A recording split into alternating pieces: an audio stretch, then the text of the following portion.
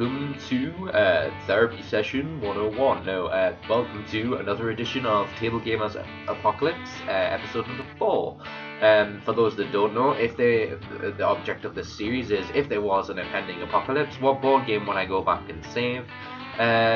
Because it's an awesome thing. Which if you really think about it, doesn't make sense. For those that don't know, my name is Steven Hesse, and if you didn't know that, I'm not surprised.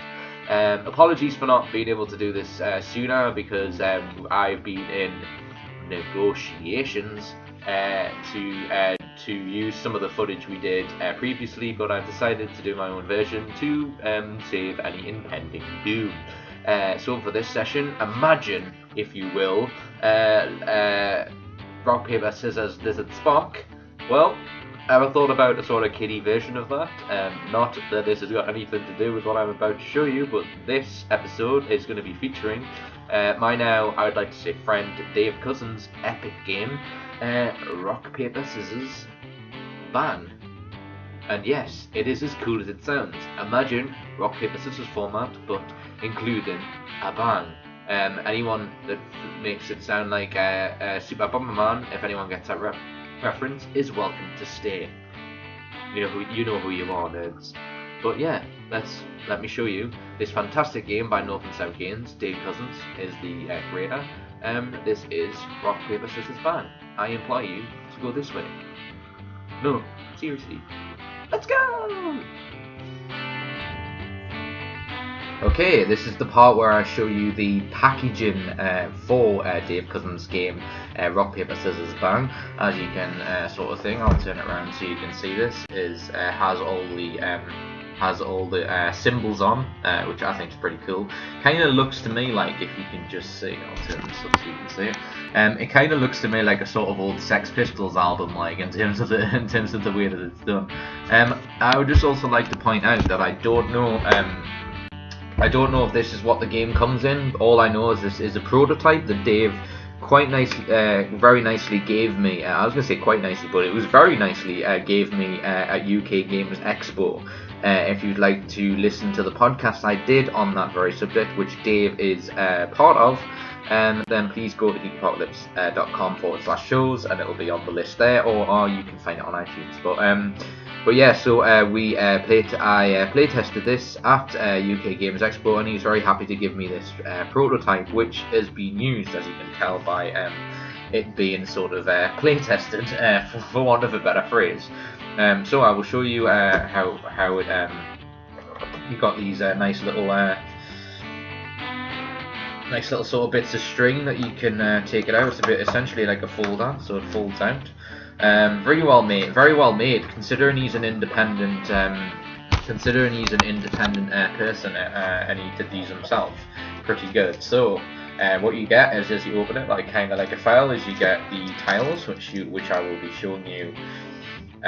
Which I'll be showing you during the test of the game. There's the other one. You get 2, because it's a 2-player game. I'll point that out now. Obviously, I will mention that briefly. You also get this rather cool little sheet just telling you how the game's played. Since I've started playing this game, there's only a fair few. There's only a couple of rules during the times I've been playing it that we've ever needed to use it. So my reaction to that is to not worry too much about that. It's just, obviously, like most rules, it's just to basically settle arguments. Anyone who plays games regularly will know this. And there is another sort of booklety version, which is quite nice. And last but very not least, there's a couple of it shows it's been play tested, because I just found a couple of titles that needed to be put back, so that was quite funny.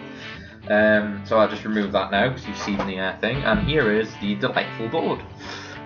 Pretty awesome, isn't it? So yeah, kind of very similar to. It also uses the sort of mechanics of a drafts board, and it's very similar to that in regards to the tiles, which you'll see. So all you essentially need to play the game is this board and these tiles, which I showed you earlier. So without further ado, that is the end of the packaging. All I'll say is, as I said earlier, is it's really well packaged, and I mean, it's just because welcome to the world of independent publishers, because it is just like a bit of wood with something sticked on. But you know, regardless of not using that fact, it is really well made. I have no qualms about it at all, and I will just say now, for the benefit of everyone, is that this game I have been using in our school program that we use for the work that I do, and the kids absolutely love it. But instead of me telling you that, let me show you that now. So I will set up, and we'll be right back.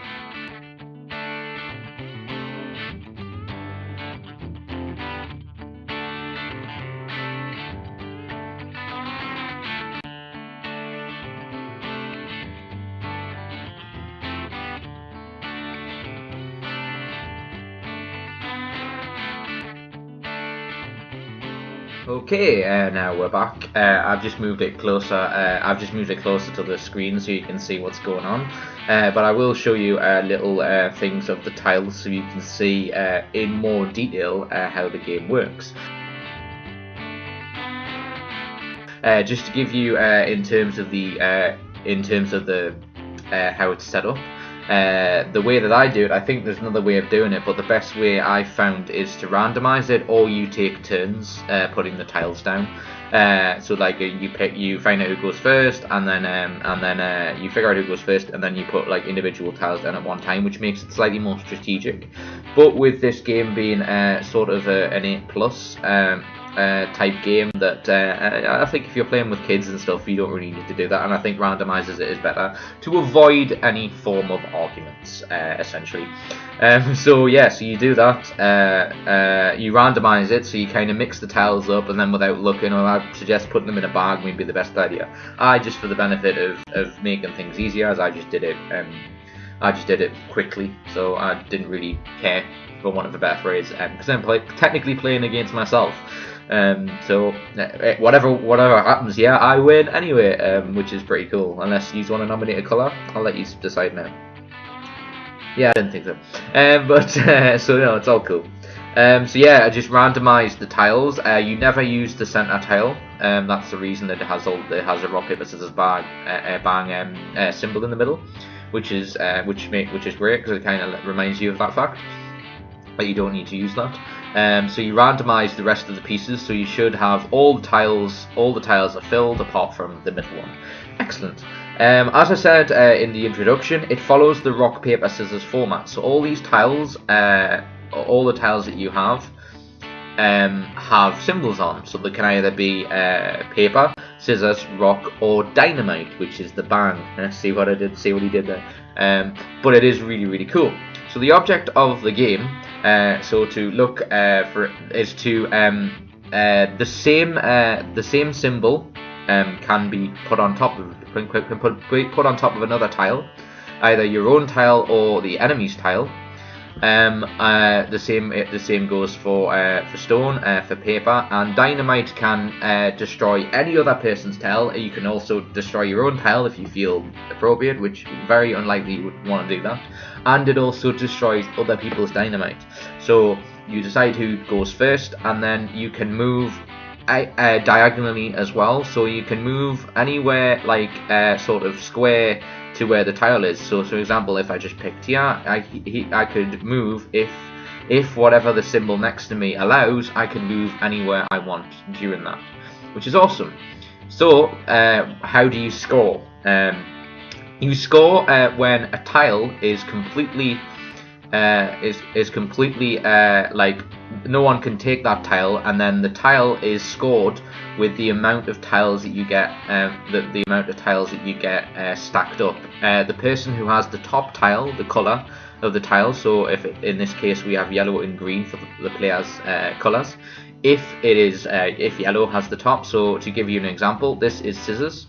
I then move that to scissors. Obviously this won't happen where I get multiple turns, but just for the benefit of the video. I would move there, and then say I move there to put paper onto paper, and then scissors takes paper. Now if that dynamite wasn't there, and say that was in the middle, and there was nothing here, and these were all moved out, and this was completely on its own, so let's say like that. So then you had nothing that it could attack. Now this would be tiled. So you would look at the score, see how many 4 tiles were. I originally thought the way that we play it, to even simplify it further, but I'm sure Dave won't mind me saying this, is that we play that you get a point per tile. Apparently, reading the rules, that you get points. That there is different varying degrees of what points you get depending on how big the tile is. So it all depends how you want to play it. That was kind of my house rule, but if you want to play it conventionally, you look at the instructions and see what score you get based on how big the tile is. So with this all being yellow, yeah. So say you used my the way that I score it, yellow would get 4 points because there is no way you can stop him getting 4 points, and that's basically how it works. So dynamite can hit other dynamite, and also to show you how dynamite works, so we have dynamite here. I can't move anywhere else other than destroy my own dynamite, which I won't want to do. So I could potentially that is a yellow stone, so I could go, right, I don't want that there, bang, and then that goes out of the game. You just move it. You just move it out of play. I'll just put it in shot there so you can see it. And that's conventionally it. So you keep playing. So I'll just randomize it. So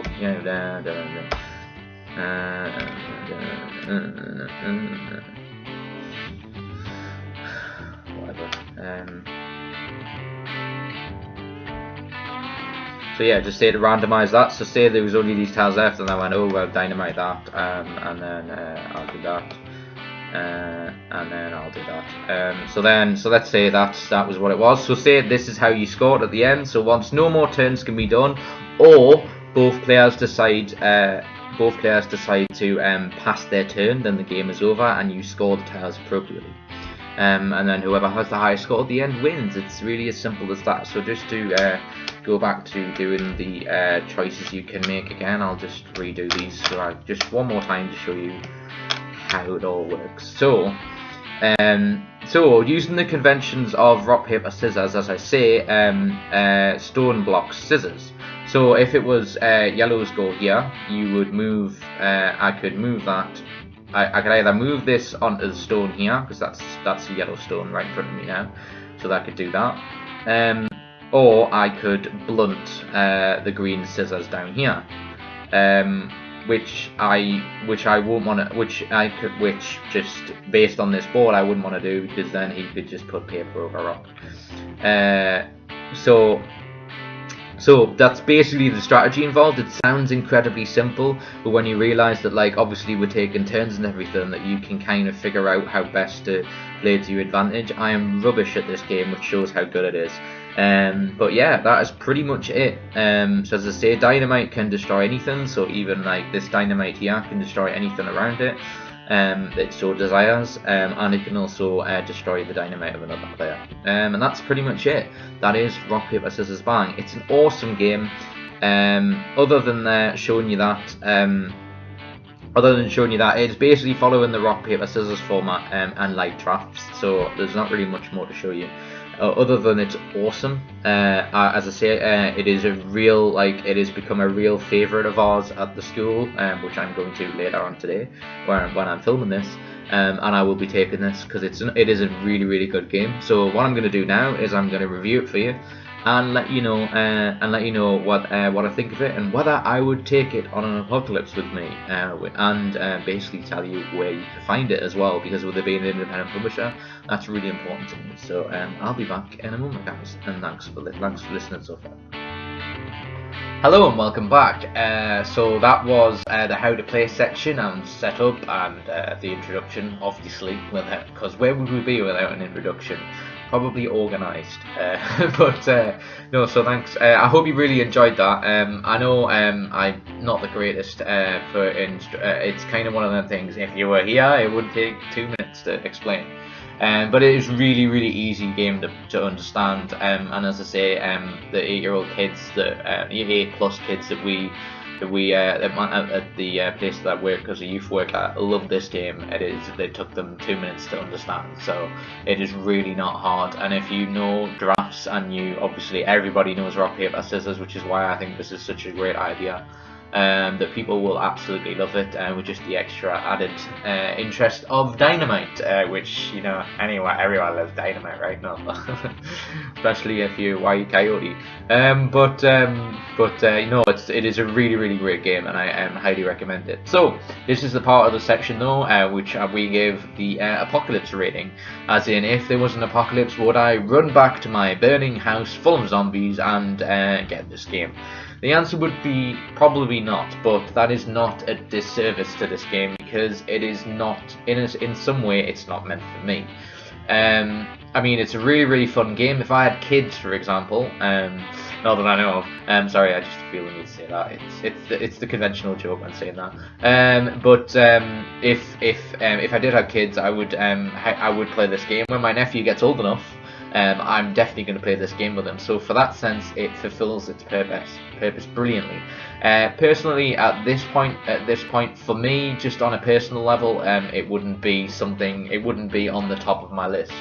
But in terms of actually just the game, my personal feelings taking to one side, I would highly recommend this if you, as I say, if you have kids roughly about 8 years of age. I actually think you could probably get away with having people younger than that, even younger than that, really, if they know the rock paper scissors, which, as I say, is one of the easiest games that probably everybody learns at dead young. So I really think it's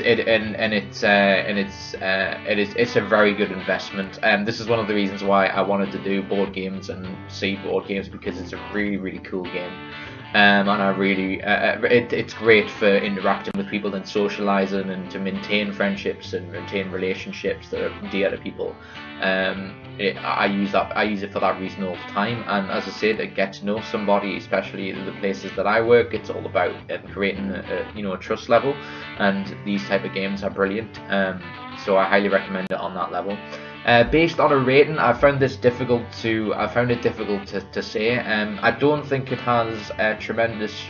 It has quite good replay value because of the fact it gets randomized, but I don't think it's the greatest replay value I've seen. So for that, I'd probably give it an 8.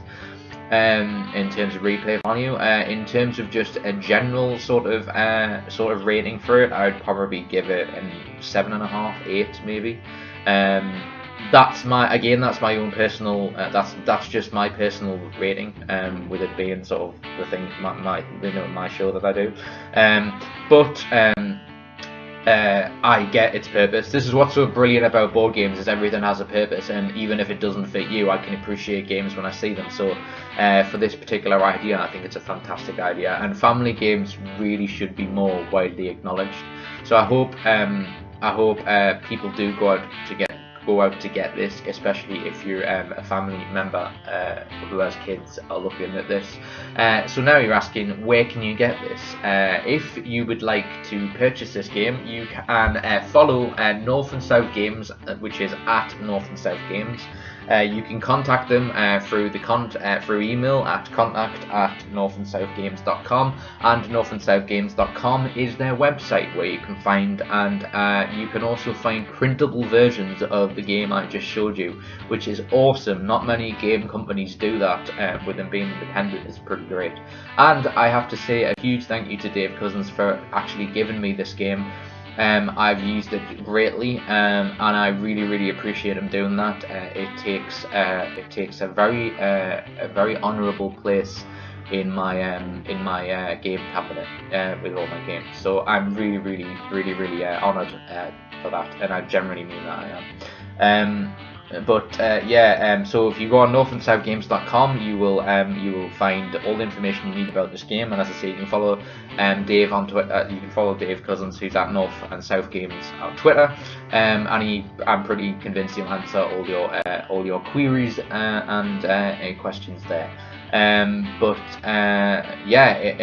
It is fantastic. If you want to hear Dave Cousins speak about this game, you can do so at www.geekapocalypse.com/shows. There should be something coming up now, which I will do with editing, which will show you where you can find that, or you can find it on iTunes. I think Dave was on episode 1 of the UK Games Expo, where I met the very next Dave there. and he talks about the game. And there's a few other game guys on that show as well. I'm really proud of them podcasts. So if you check them out, that would make me very happy. But yeah, that's about it. So please do check out the game. Hope you've enjoyed this. Apologies again for for taking so long to do the next edition of this. We actually filmed the Dave Cousins version of this that was used for UK Gaming Network. So if you want to have a look at that one, please do. And I was thinking of using it on this YouTube channel, but obviously with them filming it, it made sense for them to keep it. So this is why I'm doing my own version. There you go, got that out of the way. Please follow us on Twitter at geek_apocalypse. And yeah, just keep sharing and subscribing. A lot going on in this channel, so please check out the other videos, especially Cool Dude 65 has done a review of Metro Last Light, which is his first video. So do check that out on this YouTube channel. Hopefully, I will see you on this next edition of Table Gamers Apocalypse. So I've been Steven Hesse. Next week, I might be doing the Star Wars card game. Not Star Wars card game, sorry, that is on the list, but also Back to the Future card game, sorry, that me and my friend Wayne wanted to buy and to play, because we like Back to the Future. So that might be the next game that I play on this, or the other games that I haven't got round to, like Pandemic, because Matt Leacock was on last week's podcast, who did Pandemic, and that's up for you to check that out too, leacock.com. That's it for me. Thanks so much for watching, and I shall see you soon. But don't forget to subscribe, and love and hugs to everyone. Enjoy being a geek, everybody.